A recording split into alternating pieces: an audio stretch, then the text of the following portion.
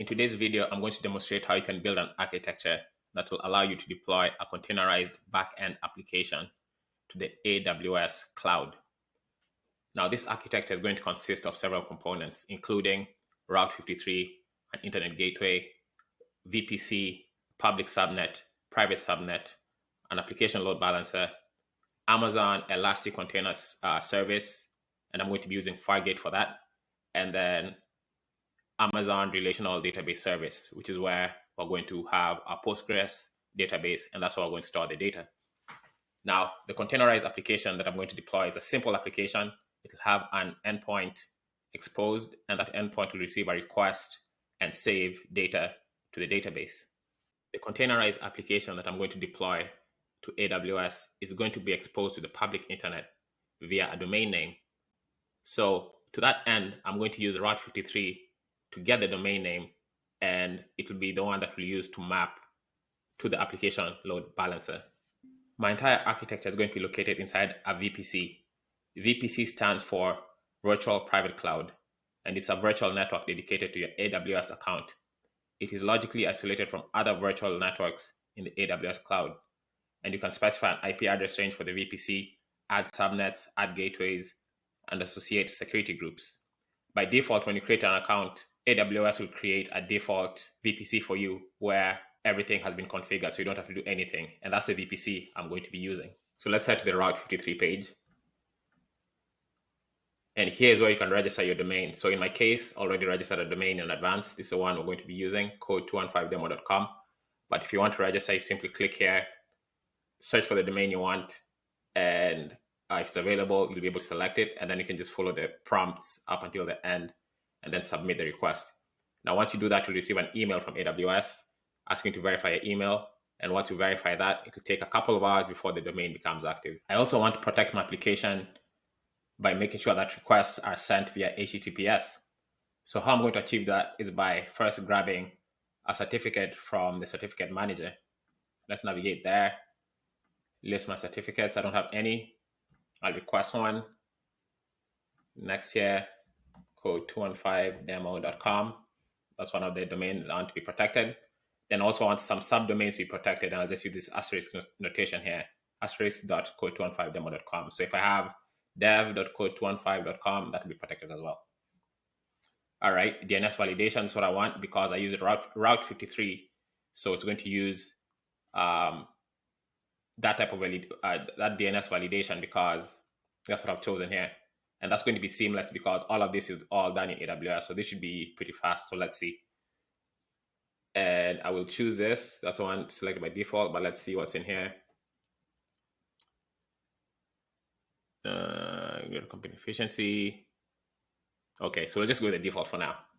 All right, so RSA 2048, leave tags empty, request. All right, so let's see, successfully requested, refresh here. So it's pending validation, and now we'll come back once it's validated. So I'll time it and see how long it takes. One thing I forgot was that I need to add some configurations from this certificate into Route 53 so that it's able to do this DNS validation. So first of all, let me get rid of these and come here. So I need to add these two values into Route 53. So let me navigate there. And let me start from the beginning. So if I come to Route 53, I'll go to the hosted zone, select this. Now to create a record, I'm going to create a CNAME record.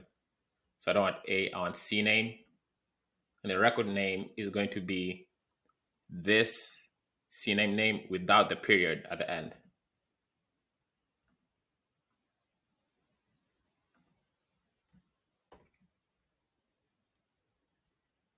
So get rid of this.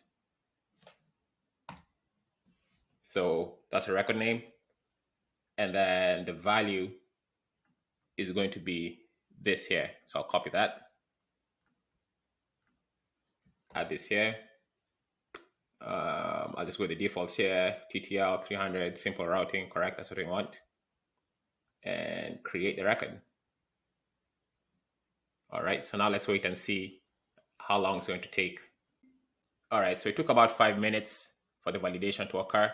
And you see here the status has gone from pending validation to issued. I also forgot to mention that if you have your domain in Route 53, this button will be there. So I should have used this to create the records in Route 53 instead of coming here manually and creating them. But I think this was still good to show so that you can know how to come here and create and what to choose. Now let's create a load balancer. We do that by navigating to the EC2 page. And if you scroll down, we'll find it here under load balancing, load balancers. Now before we create a load balancer, just want to give a quick summary of what a load balancer does. So it serves as a single point of contact for clients. And you can think of a client as anything that's trying to hit your application. So for example, your web browser, or it could be another application trying to hit your application via an API.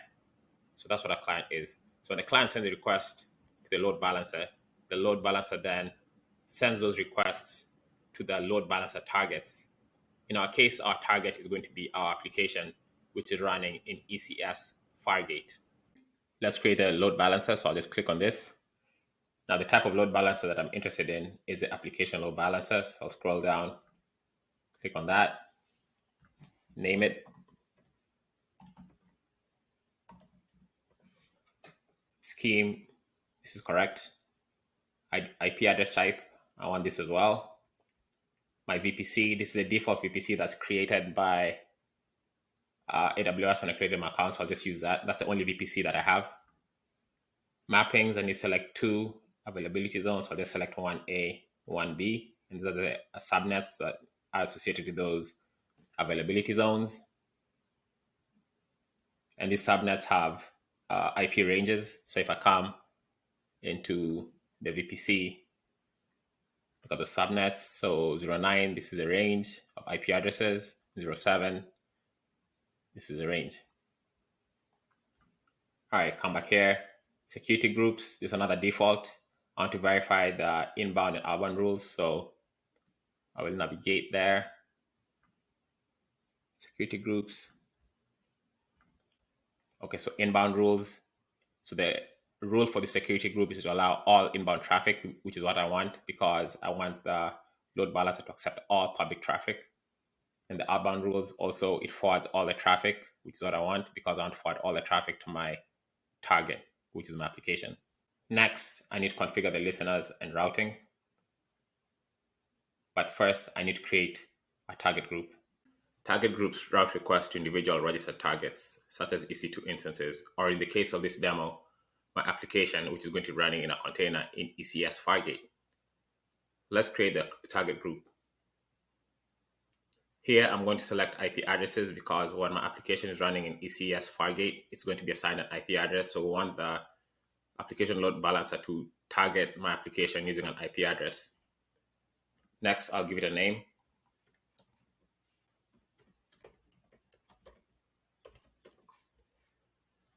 The port here, I'm going to use 8080 because that's what my application is going to be listening on. I'll leave it as HTTP. And here I'll leave the VPC as the default. Protocol, I'll leave the default as well. Health check, mine would have a health check at this endpoint. And this, I'll just leave that default. Click next.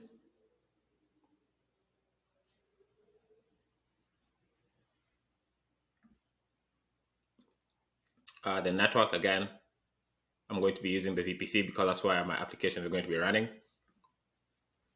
I won't specify an IP here because my ECS Fargate is going to assign IP addresses automatically, so I'll remove this. And this is correct because that's a port that my application is going to be running on. And I won't add the targets for now. I'll add them later on. So let's create the target group. And this is what it looks like. Now that I've finished creating the target group, let's resume the application load balancer creation. We'll refresh here. And now we see that the target group shows up in the dropdown. We want to use encryption. So we want to use HTTPS. And that now changes this to port 443. So all the requests that come through via HTTPS will be directed to our target group. So that's one. And Let's look at the security policies here. Yes, what our certificate come from the ACM. It's already in here. Select it. I'll skip WAF for now. Skip that for now. Summary. Looks good. So let's create it. Now this has been created. So for now, all the requests are going to come through HTTPS 443. But we also want to redirect any requests that come through via HTTP to this. So I'm going to add another listener. And this is going to be port 80. So this is the one where if someone sends a request that is not encrypted, so they do HTTP code 215demo.com, what it redirects to encrypted port, which is the other that I just created. So here I'll say redirect to URL and want to redirect it to 443. Leave this as that and click add. So now any requests that come in through this will be redirected here, and then this will direct them to our target group. Because the load balancer must have access to the internet, it's going to be in a public subnet. Already we can see that this load balancer has been assigned two subnets and they're both public. So if I click into the first one and check the route table, or let me click into here so that it's better view, come in here and you check the routes, we can see that traffic coming from this IP range is going to be within the VPC, but then everything else is going to have access to the internet. So this IP range is going to be the one that's going to be used for local communication inside the VPC, and then anything else is going to be directed to the internet. So this has access to the internet. Now, if I look at the other one, it's going to have the same type of structure in the routing table. So we have this local IP range, then we have everything else going to the internet. So what I'm going to do, I want to name these subnets so that I can just know that they're public. And I'll come back here, subnet. So 09DC, I'll name this public US East 1B. And this 07F0 is US East 1A. Now looking at the rest of the subnets here, these are the default subnets. They're all in different availability zones, but I want private subnets in 1B and 1A. So if you look here, this is 1C, this will be 1E, and 1D. I don't want that. So I want the private subnets in US East 1B and 1A. So here I need to create new subnets. So if I look at this, I'm going to go with the next range after this. And how we know what the boundary of this range is an online tool that you can check. If I come here and I paste this inside, so you can see the last IP address in this range is 95. So I'll start with 96 here. And I don't want too many IP addresses, so I'll go with about 256, which is 2 to the power of 8, I believe. So let's do 24. Calculate. Yeah, so I'll have 256 IPs. So this is what I'm going to use to create my first private subnet.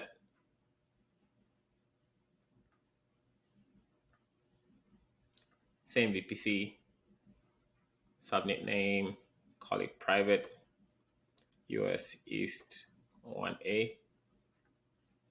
Put that in 1A. The CIDR block, I'm going to use this. And I'll leave that as a default. And I'll create a subnet. And then next, I'm going to create another private subnet in B. So same thing, create subnet, come here, select, and private. East 1B. Select the zone. And if I look here, this ended at 96 to 55. So I'll go with 97 just to demarcate them.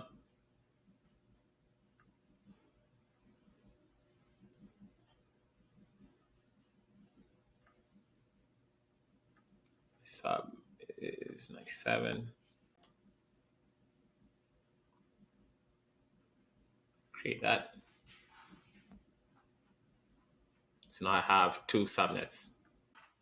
I'm going to create another private subnet for my database just because I like keeping the database private subnet separate from the application private subnet. So this is for these two are for the application. So I'll go ahead and create another one for the database. So I'll use this, but I'll use 98. So create subnet. Same flow. Say private DB US East 1A.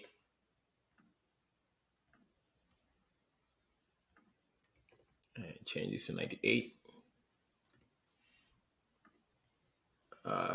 Yep, same thing. And voila, it's done. So these three private subnets that I created are not truly private yet because they still have access to the internet, and I'll demonstrate. So we come here and come to the routing table. We see that this has access to the internet gateway, meaning that it's a public subnet still because it has access to the internet. So what I'm going to do is that I'm going to create two routing tables. I'll create one for the application private subnets and then one for the private database subnet. And those routing tables will not have an internet gateway attached to them. They'll only have this local target. So let me go ahead and do that. Come to routing tables, create routing table, call this, let's say application routing table. It's private, select VPC. And then for the subnet associations, I'll come and pick my two. So edit subnet associations, and then I'll come and pick these two, add them. And we see that there's no internet gateway in this route here. So that's done. Then repeat the same process for my database.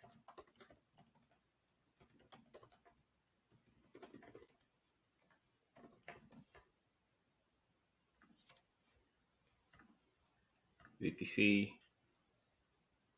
create, subnet association, edit, associate this, save. Again, no internet gateway, so that's good. And we are done. Now I'm going to create a database where I'm going to store my application data.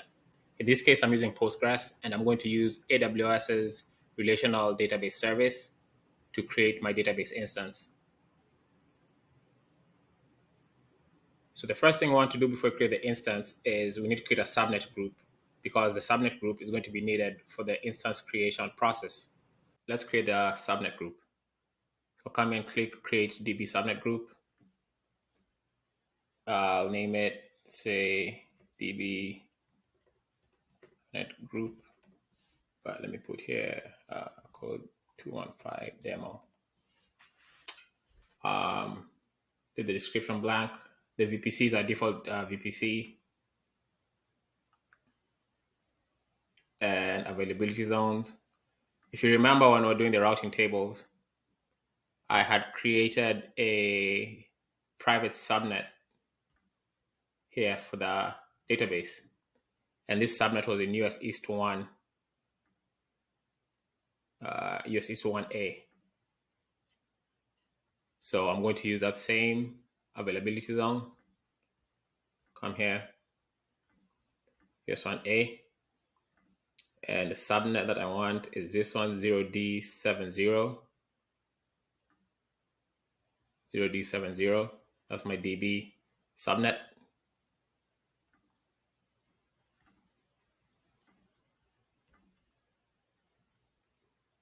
And click create. Uh-oh, we have an error message here. it looks like at a minimum we need 2 subnets in the subnet group. So what I'm going to do is that I'm going to create another one, but I'll create it in the US East 1B. So I'll come here, I'll create a subnet. I'm at 98.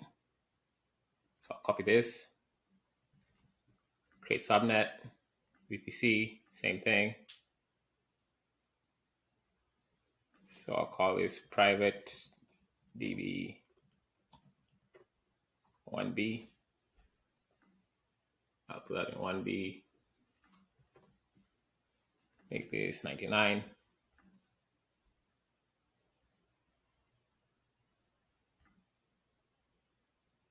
And I'm done. So now I have 1A and 1B. But then remember, this is also going to be in the wrong routing table. So I need to create a routing table for this as well. So I'll come back here, database routing table. So edit subnet associations. And I will add, here it is, 1B. Save it. And now it has 2 subnets. So now it should be set. Let me go back to subnet group creation. Let me check if we have it here.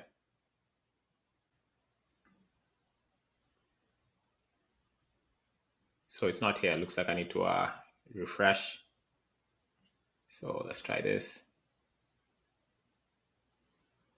And let me just check quickly. Yes, it's 1. This is 1B. 0A, 0D. So on. And the other one was this one, 98. Cool. So I'll do this thing again.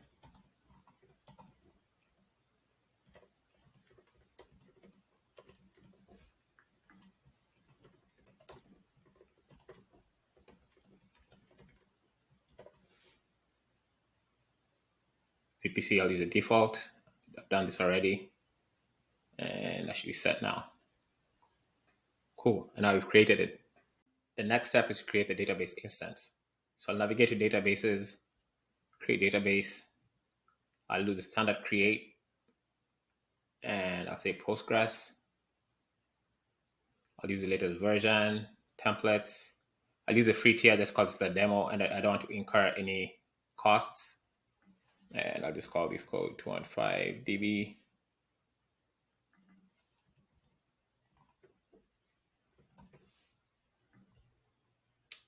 And I'll use the AWS Secrets Manager to manage my secret. I'll use this encryption key.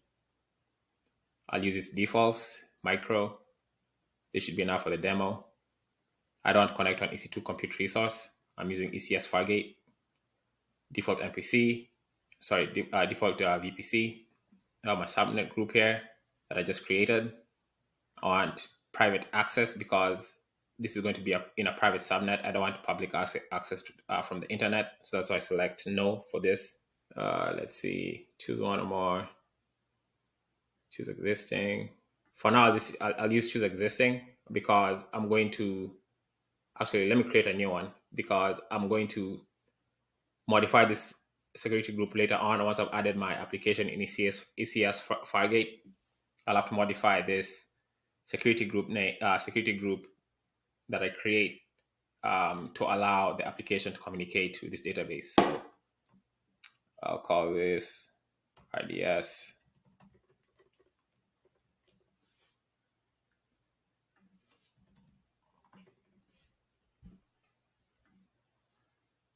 No preference.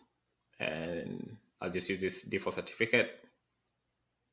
I want password authentication, so I'll leave that checked. I'll leave this as a default because I want the free tier. And this is just an estimated monthly cost. I don't think this should bother me too much because I'll probably get rid of this after the demo. And so let's create a database. All right, so it's creating, so we'll give it time and then it'll come back once it's ready. The database is now ready. So let me grab the endpoint that I'm going to use in my application. So this is it. and I will add it here.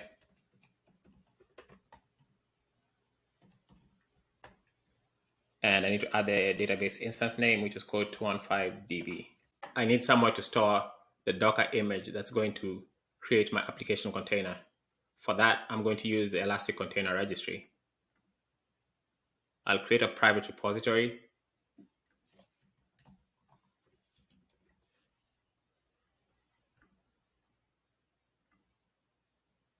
And that's done.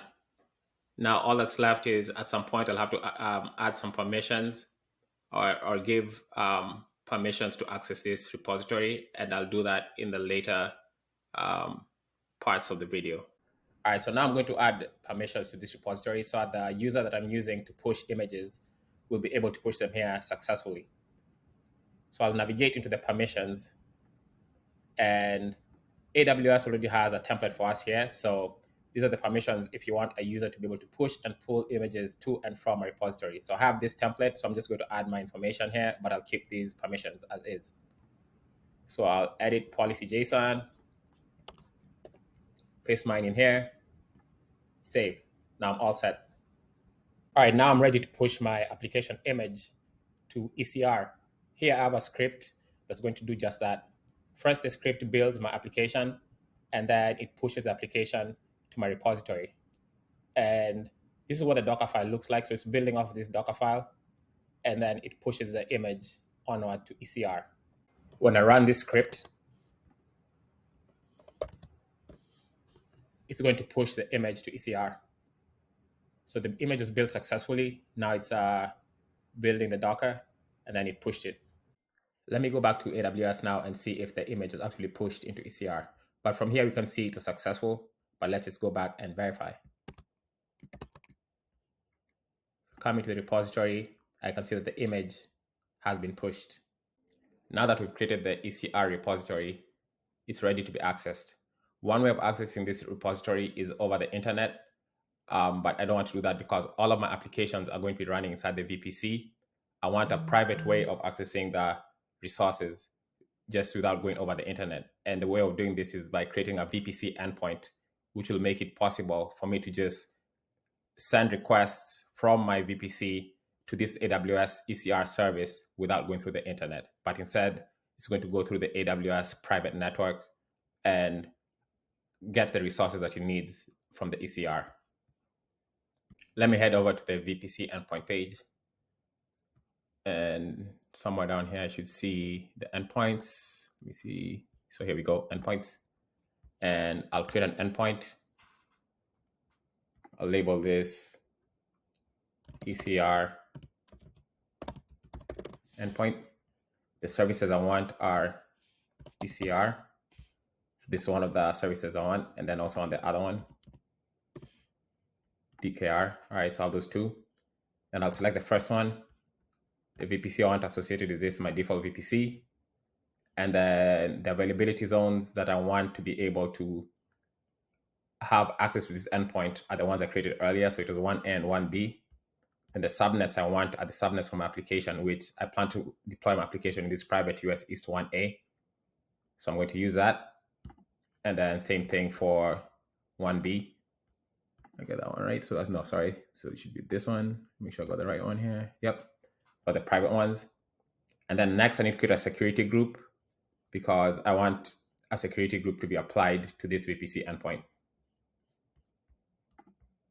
So let me come to the VPC endpoint documentation, and you see that one of the prerequisites for the security group is that it has to allow inbound HTTPS traffic.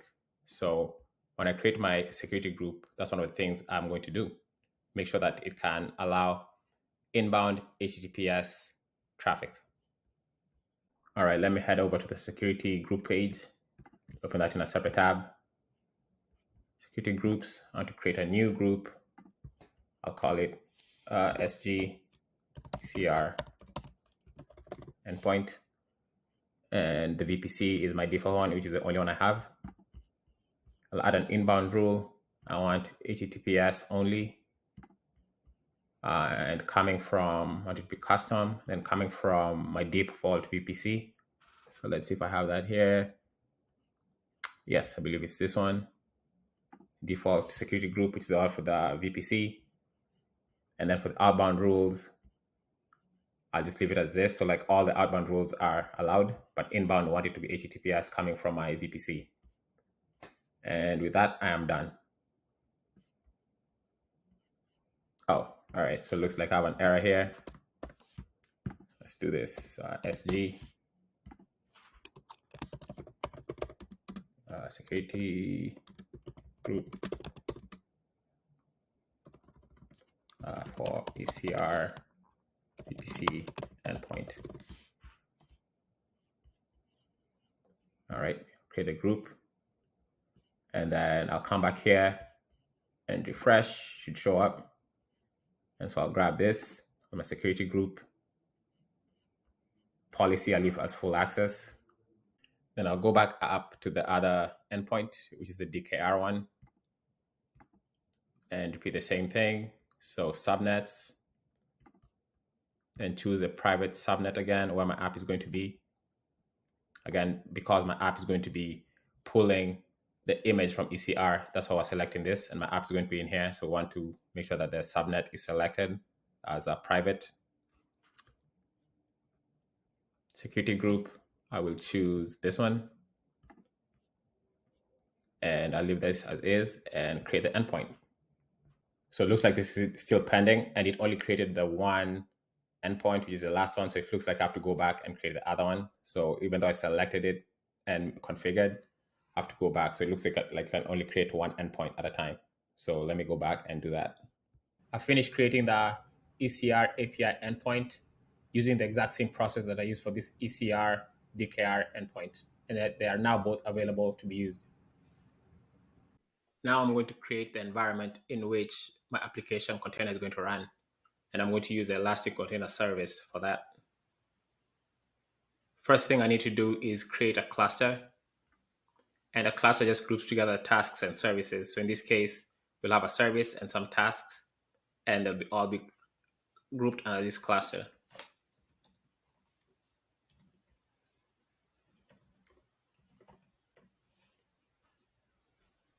I want AWS Fargate, so I'll leave that as a default. Monitoring, I'll leave that as optional. Tags optional.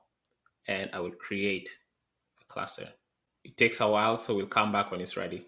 The next step is to create a task definition. In a nutshell, a task definition is just a blueprint for your application.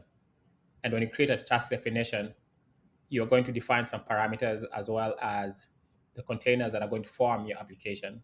All right, I'm going to create that new task definition. And for the name, let's give it a basic name here. And then for infrastructure requirements, yes, I do want AWS Fargate because that's a serverless compute that I want to demo. Architecture, I leave it as Linux. CPU, I'll get the minimum values because it's just a demo. My application does not do much. It's just an endpoint that returns a message. So I don't need too much resources here.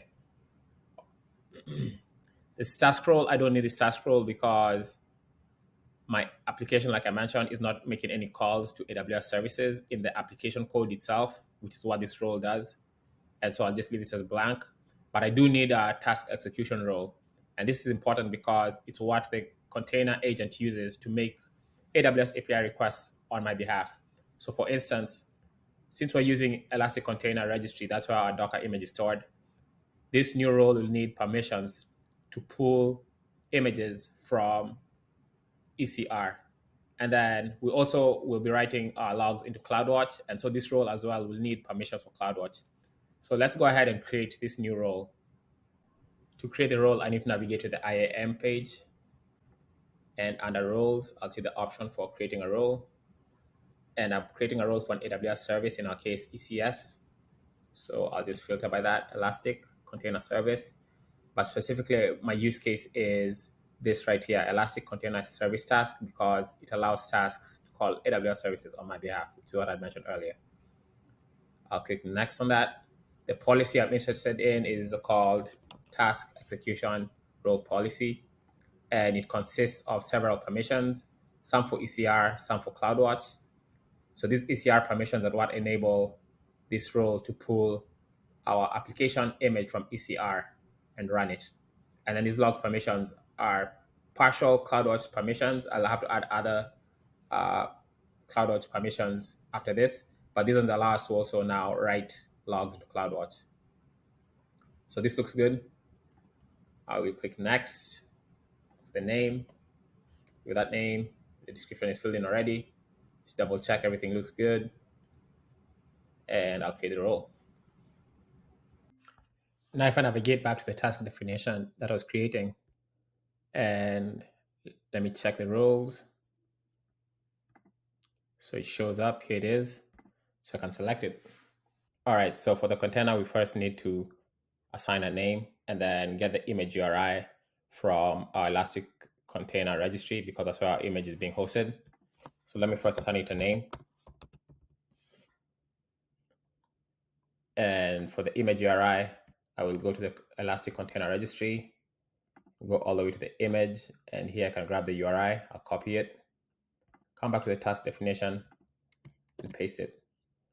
Now my application is running inside the Docker container on port 8080, so I'll change this. In my application, I have an environment variable that I'd like to add here so that it's accessible by this container. And the variable I'm going to add is called db password. And it's going to hold the value of the password for my Postgres database that is running on AWS RDS that I created earlier in this video.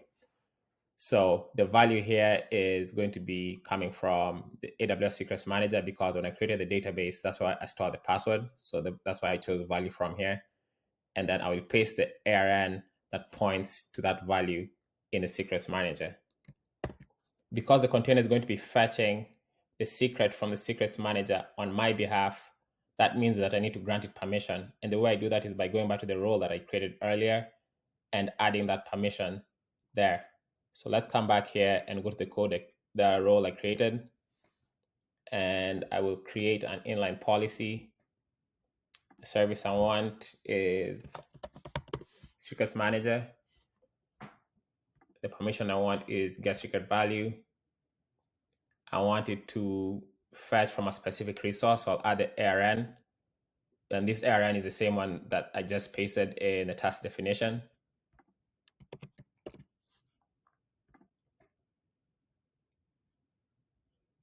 From here, I'll click next. I'll give it a name, fetch secret policy.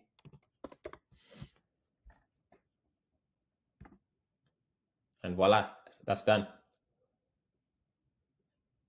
And if you look here, we see that this is what the JSON looks like. So in this logging section, I'm just going to go with the defaults that the task definition has for me. And by default, you can see that my application logs are going to be sent to Amazon CloudWatch. And here are the configurations for that. Now, similar to what I did with Secrets Manager, I'll have to create a policy that allows this container to perform certain actions in CloudWatch. Specifically, want to be able to create this log group here in CloudWatch. So I'll go ahead and add that policy. And what I'm looking for here is CloudWatch logs. And I'm going to perform a write action, specifically creating a log group. And I'll target a specific log group. So I'll paste its ARN here. And I'll just give this a name, create CloudWatch log group policy. And I'll create that policy. So now this policy here is responsible for creating the log group. And then once we've created the log group, then this policy is responsible for giving permissions to the container to create a log stream. And then inside the log stream, it's going to put the events. So that was the significance of adding this log group, because the log stream resides inside the log group. And that's it for now. So everything else is optional. So I'll just leave that as is for now. And let's create. And successfully created the task definition. Now let's create the ECS service.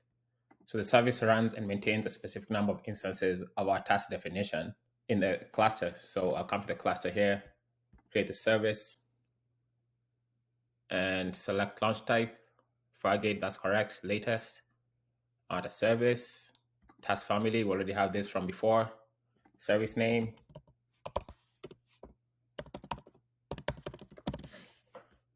Type, I'll leave that as replica. Desired task 1 because it's just a demo. I just want to launch one task when the service starts. Deployment options, rolling update, that's fine. I'll keep the defaults as is. Service connect, I'll leave those as a default. So what I want here is a load balancing. And I already have an existing load balancer, so I'll use application. And I'll use an existing one. So come here, select existing that I created earlier. Same here with the listener on the HTTPS one. And for the target group, I'll use the existing target group, which is selected already. And here I have a health check path as well, which is in my application. I have this endpoint, and then it's a protocol. So once that's done, create. Okay, so when I came to the tasks section here, I realized that the task wasn't running. And that's because my task was unable to start because it could not fetch the secrets from the AWS Secret Manager.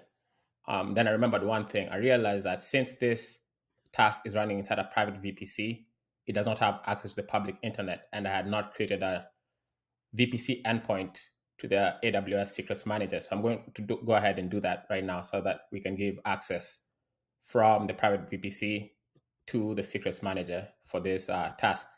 So I'll head over to the VPC endpoints page, and I'll create an endpoint, the Secrets Manager. I'll select my default VPC, which is where the application is running. First, let me select that, and then the default VPC. And then since I'm using US East 1A and 1B, same thing as the other endpoint I created. Subnets, I'm going to use a private US East 1 because that's where the container is going to be deployed in this private subnet. So I got that right. Yeah. For the security group, I could use this ECR Endpoint security group because it's the same configuration, but I like keeping my security groups separate, even though they're the same, just because in the future, if you want to change things, you don't want to start going to doing that then. I like having them separate here. So if in the future I need to have separate configurations for the endpoint security group, I can just do that directly without affecting anything else. So I'll go ahead and create a security group. And I'll call it secrets endpoint SG. This is a security group for the AWS Secrets Manager VPC endpoint. Yep, this is the correct VPC. Inbound rule, I wanted to accept connections from my VPC. So I'll come here and look for custom. The security group for that, for my VPC, is the SG-0F. But I also want it to come from HTTPS. So I'll do this. That's the inbound rule. Then outbound should just be everything. And I'll create that. And come back here, search for it, or refresh. This is secrets security and group. Secrets endpoint security group. Policy, I'll just leave it at full access, and I'll create the endpoint. Next, I'm going to do the same thing for CloudWatch because remember, our container is going to write its logs to CloudWatch, and it needs to access CloudWatch somehow. And since it's in a private VPC, we don't have access to the internet gateway, then we are going to use a VPC endpoint to communicate directly from our VPC to the CloudWatch service. So before I do that, let me name this here just so it is clear that this is a Secrets Manager endpoint. And then I'll repeat the same process for CloudWatch. Come create endpoint.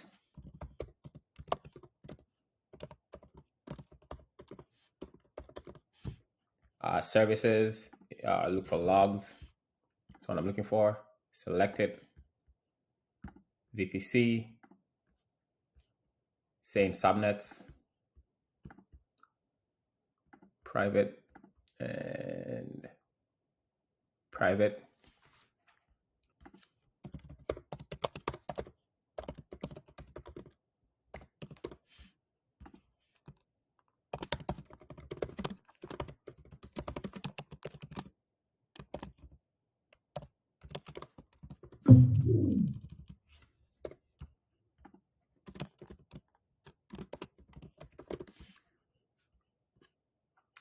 That's the correct VPC. Inbound rule, same thing, HTTPS. And coming from my VPC, this is the security group for the VPC. And create it. Come back here, refresh, select this, and create it. All right, so let me just refresh this to make sure they're all available. So they're all available, and then I'll come back to my cluster, go to the service, and redeploy my task. So update service. I'll just say force new deployment, and click update. And so now if I come into the tasks, refresh, I can see that's a task that is now provisioning. So let's see how this is going to go. Okay, so the service failed to start properly, so my task was not created. And looking at this error here, it looks like it has something to do with the network. So what I'm going to do now is I'm going to try and troubleshoot. And the first thing I'm going to do is look at my security groups. So let's try that. I'll start at the top. So I'll look at my load balancers security group and see what it looks like. So navigate to the load balancer and security. And I see that's using the default security group. And what does this look like? This permits all inbound traffic. So even though this is a public endpoint or load balancer rather, I still want to restrict some of the traffic because I'm only interested in two ports, port 80, which is for HTTP, and port 443, which is for HTTPS. So I'll create a security group that only allows those inbound rules. I'll create one called ALB security group. My rule is going to be HTTP allow from anywhere. I'll do the same for V6. Add rule HTTP allow from anywhere. Then I'll do the same for HTTPS. And again for V6. And then outbound, I leave it as any because I want all the traffic to go outbound from my load balancer to my application, which is running in Fargate. So this looks good. Create this. Okay, so description.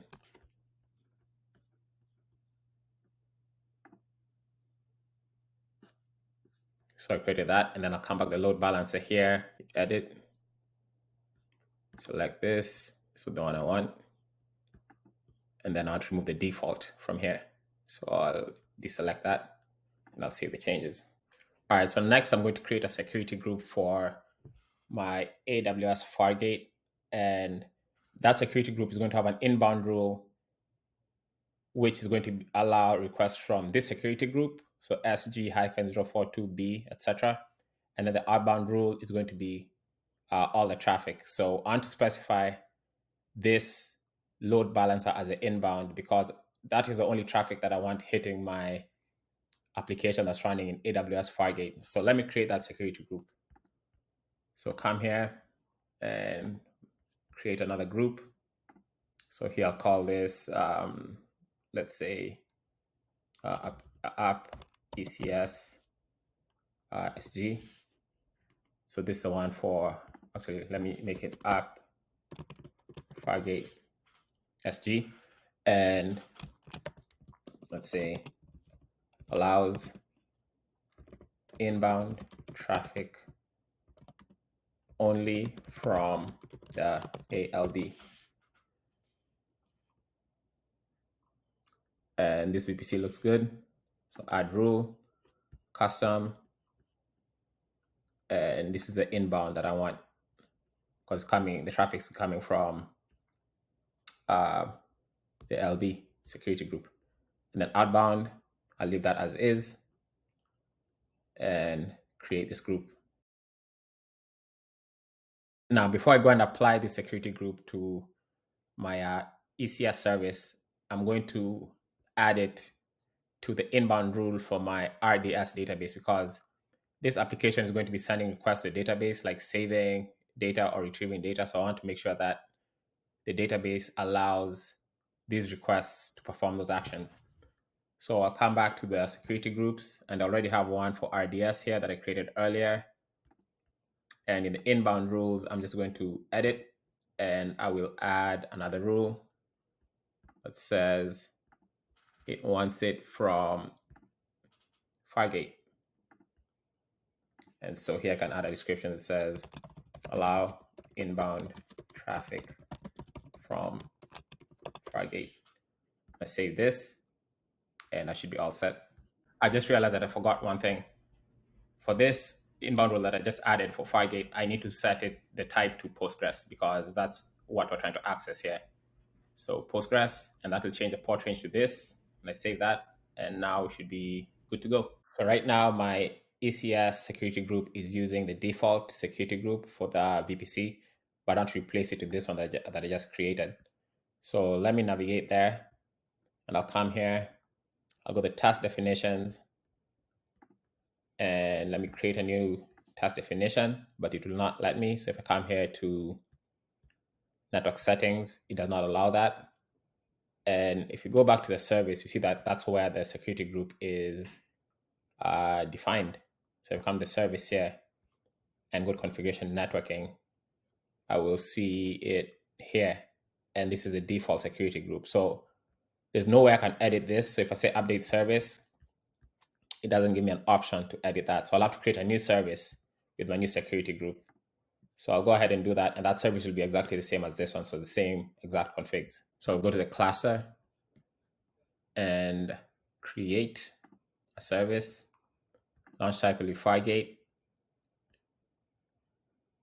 And family, the same one from before. Service name, I'll call this code 215 demo v2. Replica, leave that as is. Networking, so here's where it happens. So really all I want is to use an existing security group. So I'll remove this default and select this. And then here, I don't really need too many subnets. I only need 1A and 1B for my service. So I'll get rid of the rest of them. So I only need this private US ISO1B and private US ISO1A. So I'll get rid of the rest. All right, so that's for networking. Now for load balancing, I'll do the same thing. I have an existing application load balancer, and I'll use it. So it's this one. It has a listener. I'll use the existing target group. So the reason I chose this listener is because it's the one where the target group is listening on. And anyway, like in my ALB configuration, I have it so that like if a request comes through port 80, it's forwarded to 443 and then onward to the target group. So that's why I chose this. All right, so this looks good here. I will go ahead and create this. All right, let's give it a few minutes and see what this looks like. So the task created by this service is likely going to fail because we have not changed the inbound rules in the security groups for our endpoints. So for the ECR endpoint, the secrets endpoint, and the CloudOS endpoint, they're still using the default or the previous inbound rules that they had before, yet I've updated this security group. So I'm guessing this is going to fail. So that failed again because it failed to fetch the secrets from the secrets manager. And this looks like it's an issue either with the network or some permissions. But I checked my permissions, it looked good. So I'm guessing this has to do with the network and perhaps some security group configurations. So I'll go to the endpoints and I'm going to change something here. So if I go into this endpoint and look at its inbound rules, I can see that it is allowing requests from inbound requests from my default security group. So this SG0F48 is what it's allowing right now. So I'm going to change this instead and use the VPC CIDR. So if I come to my VPC,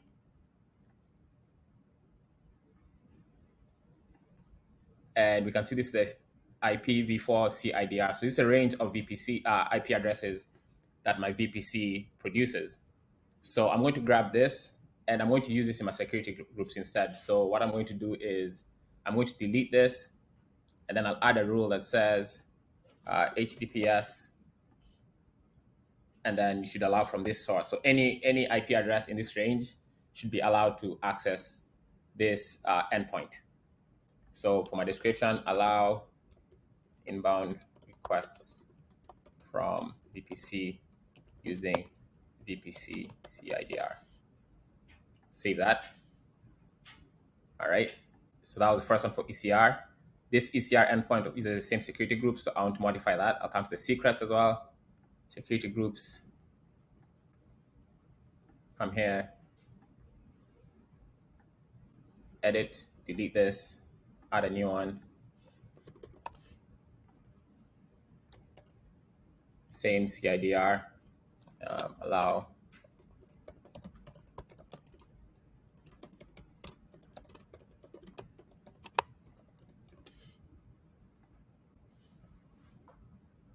I'll come back to my final endpoint, security group, edit the inbound rules, get rid of this.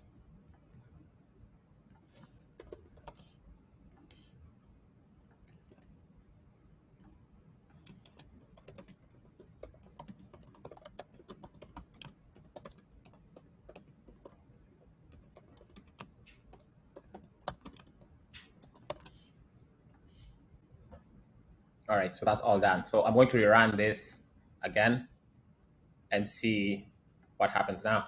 So come here, update service, and force new deployment. So let's give it some time. So it looks like this is still failing. So let's look at the error messages. So this is an ECR issue, and I believe the other message will probably come back the same. Go to tasks here, stopped, and look at this.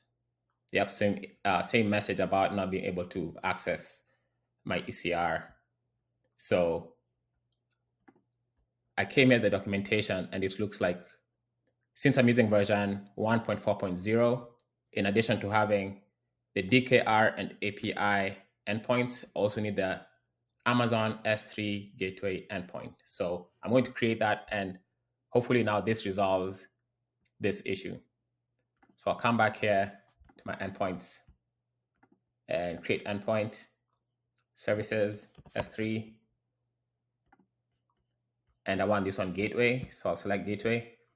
And for my VPC, I'll select that, my default. And I'll just call this S3 gateway endpoint. And the routing table I want to use is my private one. I'll leave this as full access and create it. So now I'm going to rerun this task again. And this should hopefully now resolve everything, and the task should be able to run. So I'll come back here, update service, force new deployment, update. All right, and finally, the task is running successfully. If I come here, see it's running. And so it looks like those two changes made a difference, adding the S3 gateway endpoint, and then also changing the security groups for my endpoints to have the inbound rules that matches my VPC CIDR. All right, so even though my task is running successfully, we can see that there are certain things that are showing up in the event log here, and it's as if it's not healthy. And if I look here, I see that this port is unhealthy in this target group. And what this means is that my ALB is trying to hit my application on port 8080, and it's coming back with an error, request timed out. And so my ALB, my load balancer thinks that this node or my application is unhealthy, so it's not registering it as healthy, and this is causing this to shut down. So let me look at my security group to make sure that everything is configured correctly.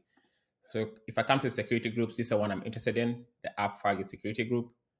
And what I want to do here is ensure that all requests from my ALB security group are accepted here. So if I edit this SG-042B, that should be the correct one for my ALB, and that's correct. But I can see here the port range is not specified. And we can tell from the logs that he's looking for port 8080. So I will come back here and change this to 8080 and save that rule. And hopefully that works. And then just to make sure that everything is correct coming from the load balancer, I'll check here again. This is correct. So there's nothing to be changed there. So I believe now that I've made that change to my Fargate security group, then now my task should be able to run smoothly. So I will go back here. I'll update service, force new deployment, and let's see. All right, so we see the deployment is completed. And if I come to my events, I can see that it has now reached a steady state. So that means our task is running, and it has also been linked correctly to my ALB. So my ALB is seeing my application is healthy because it's able to access the health endpoint. So you can see here it registered one target in this target group. And if you go there, we should see that this is healthy. So yep, so we can see this is healthy. And that shows that the change that I made for the inbound rule to change the port from 0 to 8080 actually worked. So now our ALB is identifying our application as healthy, and we should be able to move on to the next step. Now that my application is running in the task, I'd like to verify that everything went well. And so I'm going to scan the application logs in CloudWatch just to verify. So I'll come here to this task and go to the log configuration and go into CloudWatch. And here I can see that there's a stack trace. So if I go all the way, let's see what it says. So it's a password authentication. So this means that something is going wrong with the Postgres authentication. My first inkling is to look in the secrets manager to verify that everything is correct. And then also to check in my task definition. All right, let me navigate to the secrets manager. This is a secret in question. If I retrieve the value, I see that's in a key value format, and the plain text looks like this. And I think this is where I made my mistake, because when I pasted it in my task definition, I pasted just this here, which ends with a secret. So you see, this is a ARN that I pasted, and has a secret and then a secret value. So if I look here in the documentation, it shows that if I'm using the JSON version, I need to specify the key at the end. So in this case, a key is username. So that should come in the end after the secret. And I think that's where I made my mistake. So if I come back to my secrets here, this is what I'm interested in, the password. So I'll come back to my task definition. I'll create a new revision. So everything else stays the same. But then let me go down to the DB password here. And so at the end here, I want to add password. And so that should fix my problem. Let me just verify here. So specify the key name at the end of the ARN. Okay, so I need to put these two columns at the end. So let me do that as well.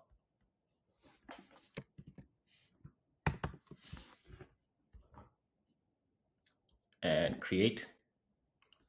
So that's been created successfully. Now I need to update my service. Come back here, clusters, my demo service, update service, force new deployment, revision 2, which is what I just created on the other side, and update. So now let's see if this will resolve that password authentication problem.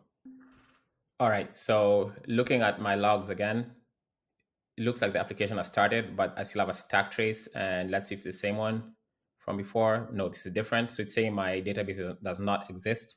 So let me go to RDS and see what is going on here. So I'll go to my instance and go to the configuration, and I see this is missing. So I'm just going to create a new instance again. It's easier for me because I set this instance to private, so there's no way I can easily access it other than creating maybe like a bastion host and tunneling in. So I don't want to do that. I'll just create a new one because that's faster for me. So and in the new one, I'm going to make sure that I specify the database name.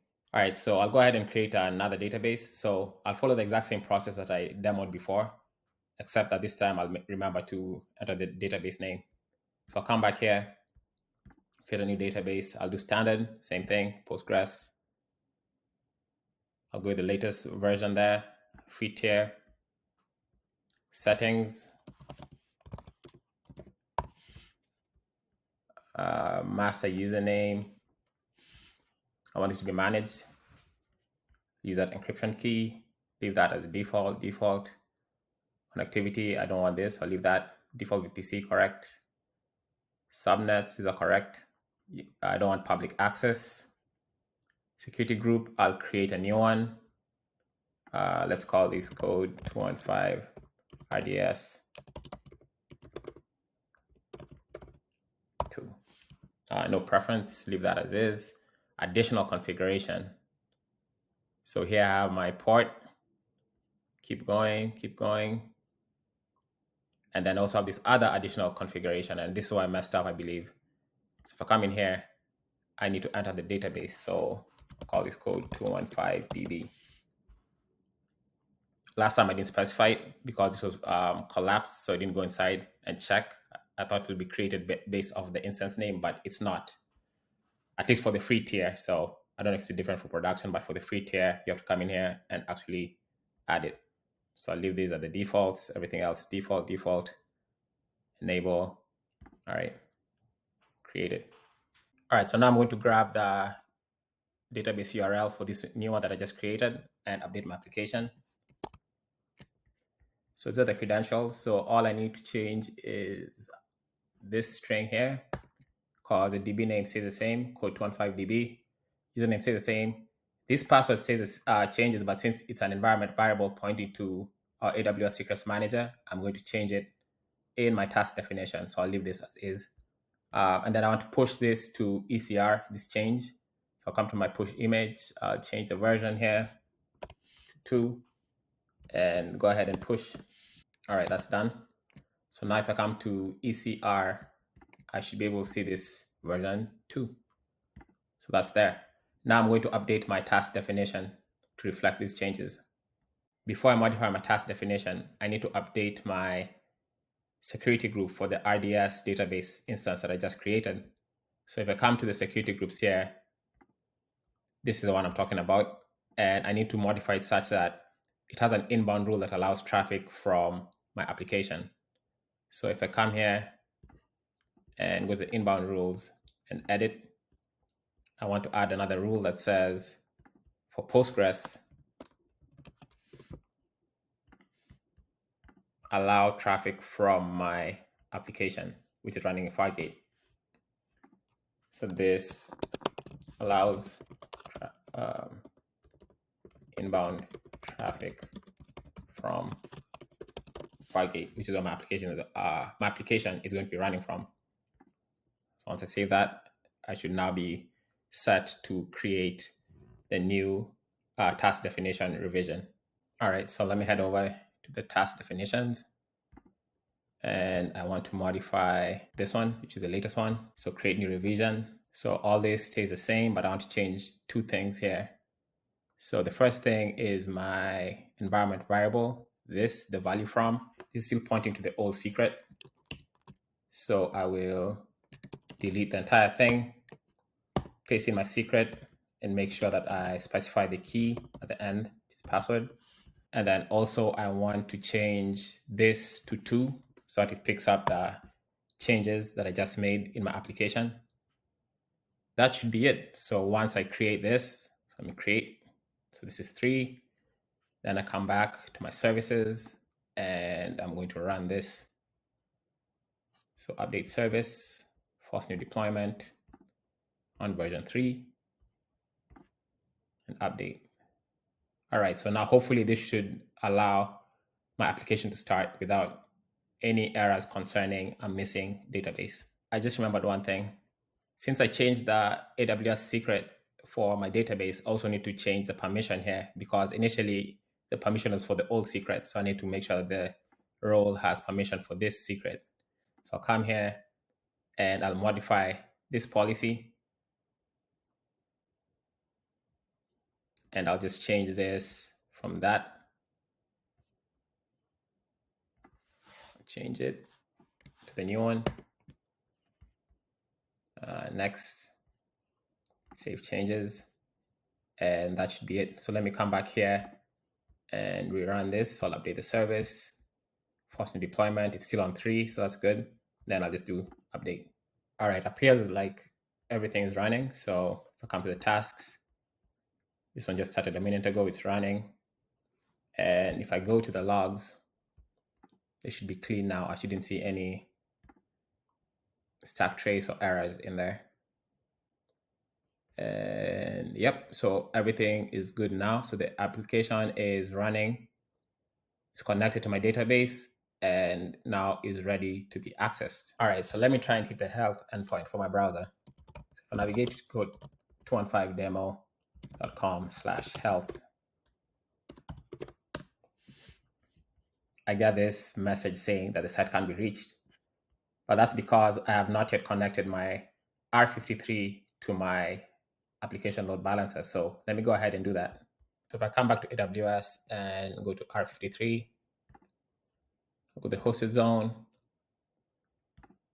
code 215 demo, and I want to create a record.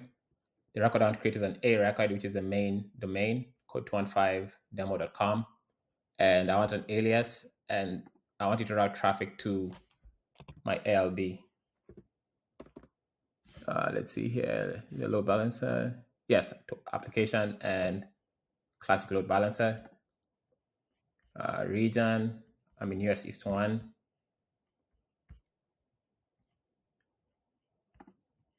And the balancer I'm going to use is this one that exists already. I'll just do simple routing, create records. And now let's give it some time and we'll try that site again in the browser. I'm going to try hitting this endpoint again since it's been about 15 minutes since I set up my Route 53 to connect my load balancer. So the changes should have propagated by now. And they have. So this is a message being sent back by my application's endpoint, my application's health endpoint. So that shows that everything has been linked up correctly together. I also have another endpoint called greetings that should just return hello world. And there we go. The two endpoints that I just demonstrated, which was the health endpoint and the greetings endpoint, do not actually interact with the database.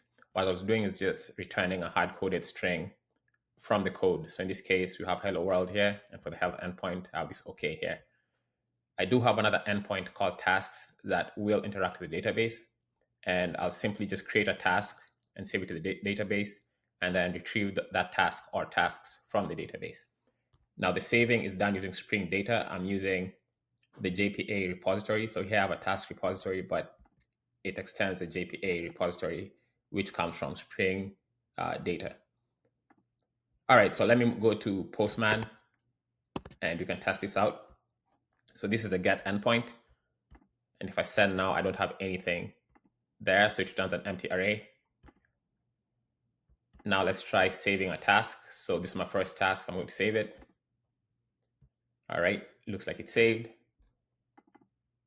Let me come here and say second task, save it, and then come back to the get request. And we can see it returns these tasks.